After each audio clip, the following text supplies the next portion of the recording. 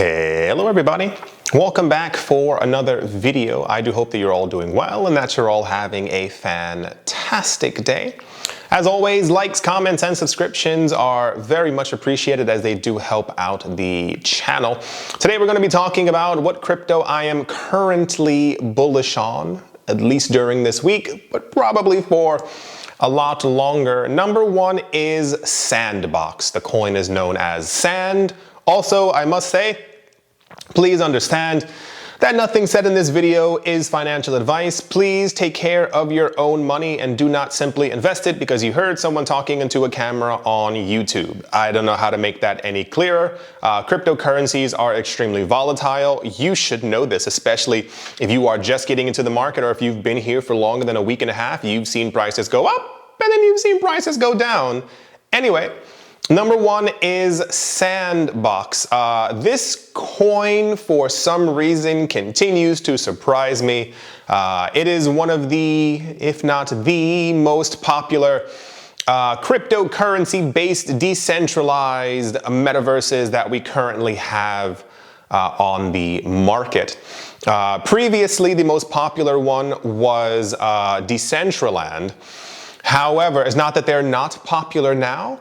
However, the momentum that Sandbox currently has is a bit too intense for me to ever ignore. I mentioned before in other videos, weeks ago and months ago, for other coins that I was purchasing, I was already purchasing Sandbox. But the things that they keep doing have only made me more bullish and want to buy more of them, for those of you who have not recently heard. Sandbox has actually partnered with the Saudi Arabian government. That sounds like a joke because you're like, what kind of project partners with an entire country? Sandbox does. A lot of countries have announced that they're going to be making or trying to make or create their own metaverses, and a lot of them have actually shifted into simply buying land in the Sandbox. No official announcement as to what the Saudi Arabian government is going to be doing with their Sandbox land. However, the significance is that, one, metaverses are going to be a thing. Two, we have a very good indication as to which ones are kind of going to make it. We're still waiting on the big wigs and the Metas and the Amazons to release all of their metaverses. But the ones that we have right now, Decentraland and Sandbox, Sandbox has basically taken the lead from everyone. I think I even have a little list right here because the list continues to go on and on. Their recent partnerships have been with the Saudi Arabian government, with Atari, with Gucci, with Care Bears, with The Walking Dead, with Adidas, with Square Enix or Enix, depending on how you say it. And the list continues to actually go on. All of these companies have bought land in the metaverse. A number of celebrities have bought huge plots of land in the Sandbox as well. I think the most popular one being Snoop Dogg. A lot of people bought land next to him so they could actually live next to him, and apparently he's throwing concerts and stuff all the time. It's pretty intense. I don't know how high this coin can go. I think the last time I was looking at the actual price, I usually never look at prices, I'm simply just buying and absorbing. I think it was around 70 something or maybe low 80 cents. I'm not really sure. I would not be shocked if this coin hits $15, $20, $30 just because of all the momentum around it, especially when we start seeing more money being pumped into the market. But Sandbox is quickly flying to the top of my list because there's too many good things happening with it. You can't have multiple countries talking about that they're buying land in this metaverse and be like, oh, nothing's going to happen with it. Apparently something big is already happening, and I'm making sure that I have some as well.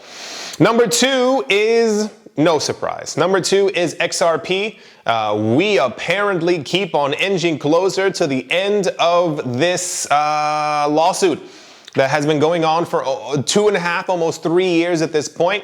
The coin's price, every time we get an indication that someone thinks that potentially we might be at the end of the lawsuit, the coin pops up by like 8, 9, 10%. When we actually get to the end of this lawsuit, especially in favor of Ripple. The coin is probably going to go over $1. I dare, if it doesn't go back above the previous all-time high, then we're in some weird warped twilight zone and I don't really understand anything. Even current members of the SEC, like Hester Pierce, believe that Ripple is also going to win. There are tons of lawyers who are always looking at this stuff on Twitter, and they also believe that Ripple is basically a shoe-in for the win as well. So besides all of that, the coin is actually being used by remittance companies all around the world. There's billions of dollars worth of XRP being sloshed back and forth. They're doing nearly everything that they said that they would be doing back in 2017. It's just that the SEC has, I'm choosing my words lightly, has issued a lawsuit against the Ripple company that nearly everyone believes is fraudulent, because we have seen what the SEC has been doing over the last 2 years. And yeah, so XRP, high on my list, simply because they've done, the Ripple company, what they said they were going to do. There's tons of things being built. I think there's also a metaverse and NFT projects, and their smart contracts and all the other things are also going to be on there as well. So, you know, it's looking like it might be a very big year for them. Number 3 on the list is Ethereum. I don't even think I really have to say anything for this. The Shanghai upgrade is nigh. It is soon. It's supposed to be sometime in March, where people will be able to take out their staked tokens from the network and also subsequently be able to put them back in should they so choose to do so. JP Morgan Chase and a number of other banks have all announced that they believe that by the time the end of this year has happened, we are going to be seeing roughly around 60, that's 60, to 80% of all Ethereum locked up inside of the network, as Ethereum is basically going to be the passive income king within the cryptocurrency space. A lot of people are extremely bullish. People have been buying tons of Ether. Whenever there's like any type of slight movement up back in the market, Ethereum pops up a lot higher even than Bitcoin. People are waiting for Shanghai. People are waiting to be able to properly make their own passive income sources. What we've heard now from many cryptocurrency exchanges is that you can already stake Ether, but it's through like a staking contract, which is going to basically not be washed away, but will be replaced by the actual in and outs of the network once we actually have Shanghai. It's going to be big. Don't pretend that it's not going to be one of the largest things that's ever happened in the cryptocurrency space. And basically, we hit 4,400 per Ether before Shanghai and before, what was the other upgrade that happened in like September or October or something like that sometime last year. So we are going to probably hit a 6,000-7,000 Ether either the end of this year or sometime next year, and there are tons of people already calling for a $10,000 Ether. It's inevitable at this point.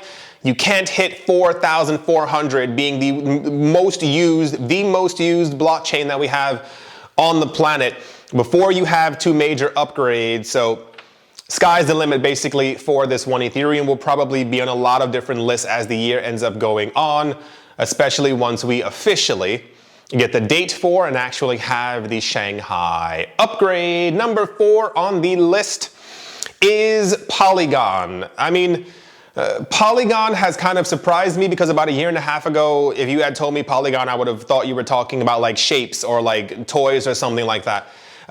Polygon right now is basically the Ethereum staking solution that we've been looking for a very long time. It is the reason why Ethereum is actually, I don't want to use the term propped up, but Ethereum does only 15 transactions per second. Bitcoin does 3 transactions per second. However, Polygon has allowed Ethereum, tons of projects that were on Ethereum have moved to Polygon, which is on top of Ethereum. And it basically allows them to do everything. This is why we saw the explosion in the NFT market, why we saw so many people creating Ethereum name service names and websites and all these other things on top of it, and why we are not currently seeing $15, $20, $35 transaction fees for Ethereum. It's because we have Polygon, and Polygon is taking up a huge, massive amount of the weight. The amount of companies who have announced that they're going to actually be using Polygon and or already are using Polygon is also completely out of this world. It's another one of those sandbox things where like you can't hear these names and simply go, well, no one's actually using it. No, they're actually using it on an active basis, and they're only going to continue doing so as time goes on. Meta, that is Facebook, is going to be using and or is already using Polygon. We have Adobe, we have Starbucks, we have Adidas, we have Prada, we have Disney. The list goes on and on and on and on. Polygon is, I think, a shoo-in as a very secure spot for coins that will be around in the future. As far as even when Ethereum does eventually have 10,000, 15,000, 35,000 transactions per second, that means even more network usage will still be going on, and we will still need a solution like Polygon that will take any extra weight off of the Ethereum network onto another chain. Polygon's it. Polygon is I think it's going to surprise a lot of people, because I think people, my view, tend to shun Ethereum sometimes because they think there are other newer coins that will usurp Ethereum.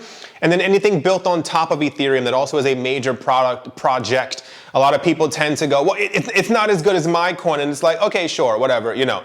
You can lead a horse to water and all of that. Polygon's gigantic, and it's only going to get larger as more and more companies continue to use it. Like, it's kind of logical. Like I remember saying years ago, look at the companies who are buying Bitcoin, the countries who are adopting Bitcoin, look at the banks and institutions who are adopting and using Ethereum. You know, it goes without saying that these two coins will probably continue for a very long time. So look at other projects that are kind of hanging from the Bitcoin and or Ethereum tree. I do hope, I hurt myself, why did I do that? Hope that you've all enjoyed. Hope you all are having a great day, morning, afternoon, evening, wherever you are, wherever you might be. I do hope it's absolutely fantastic. Thank you all once again for liking, commenting, subscribing, and or listening. And I will most certainly be talking to you all soon. See